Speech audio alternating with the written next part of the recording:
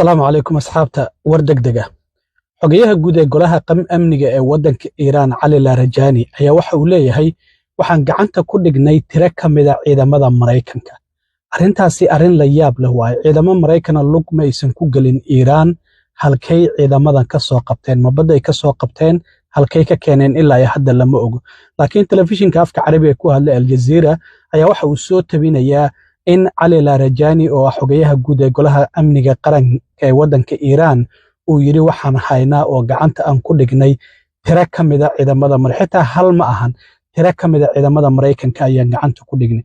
Afayeen u hadlay ciidamada Mareykankana waxa uu leeyahay arrintaasi waxa ay ka mid tahay beentii iyo marin xabaabintii ay dowladda Iiraan mar kastaba ay waday oo dowladda Mareykanku waa ay beeninaysaa afayeen u hadlay ciidamada Mareykanka.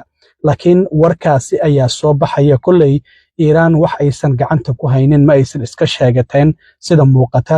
laakiin warkaasi degdeg ah ayaa hadda soo baxaya haddii waxyaabo kale dheeri ah ay ka soo kordhaana waan arki doonaa. laakiin waxa ay ku soo beegmaysaa xilli madaxweyne Trump iyo sidoo kale ku-xigeenkiisa JD Vance iyo wasiirka gaashaandhigga ama wasiirka dagaalka Pete Hegseth ay maanta Mareykanka ku soo dhaweeyeen naxashka ay ku jireen meydadka 6 askari ee Mareykanka ee Israa'iil ay ku dishay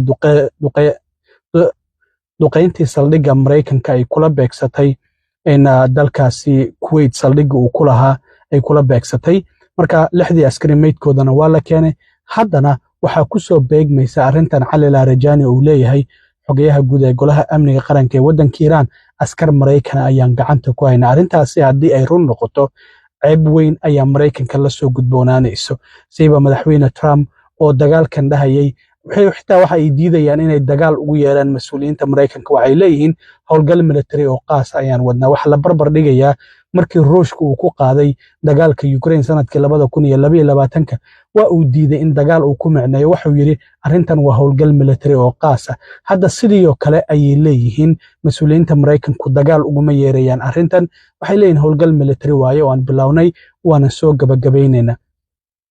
marka Trump xitaa waxa uu bartiisa True Socialka maanta uu ku soo qoray markii Iiraan ay tiri oo madaxweynahooda uu yiri wadamada dariskeena waan ka joojinaynaa. Iiraan waa isdiibtay already wadamadii dariska waxay tiri dagaalka waan ka joojinaynaa. sidaas ayuu hadalka u dhigay Trump. marka Netanyahu oo mar dhaweeyta hadlayana waan arkay oo isaguna dhahaya in dagaalkan waan ku guuleysanaynaa aan Iiraan kula jirno. isigoo kale Xisbullahina dagaal ay kula jiraan oo xalay waa tii 2 tuulo oo kamid ah ciidamada oo la kabtaro watay Israa'iil inta galaan dagaal xoogan uu ku qabsaday markii dambana ay ka soo carareen oo xitaa dhimasho dhaawac ayaa jirta ayaa la leeyahay dhinaca Israa'iil.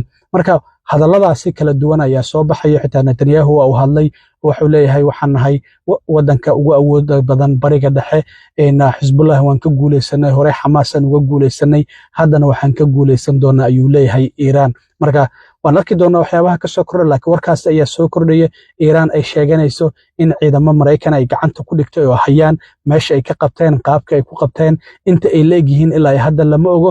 wixii warar ah ee soo kordhay stay tuned. ciidamada Mareykankuna arrintaasi waa ay beeneen.